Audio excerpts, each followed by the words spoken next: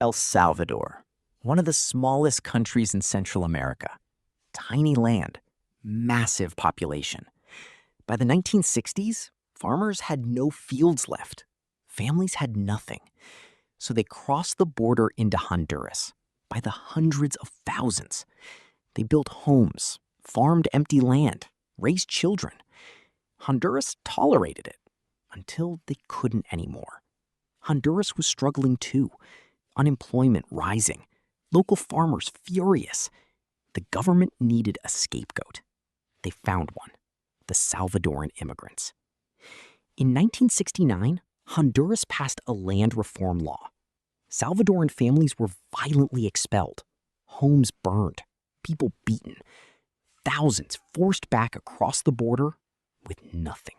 El Salvador was furious. Diplomatic tensions exploded. Both governments started pointing fingers. The relationship between these two countries was already a powder keg.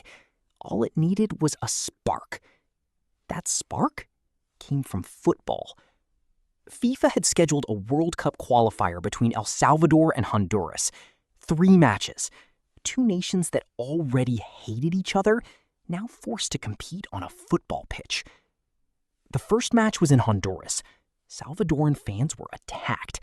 The Salvadoran team was kept awake all night by angry Honduran crowds outside their hotel, banging drums, throwing rocks at windows. Honduras won 1-0. The second match was in El Salvador. This time, Honduras suffered. Their fans were attacked, their flag was burned, their anthem was mocked. El Salvador won 3-0. It all came down to a third match, a decider, played in neutral Mexico City. El Salvador won 3-2 in extra time. They were going to the World Cup. But nobody was celebrating for long. On July 14, 1969, exactly 1 month after that first match, El Salvador invaded Honduras.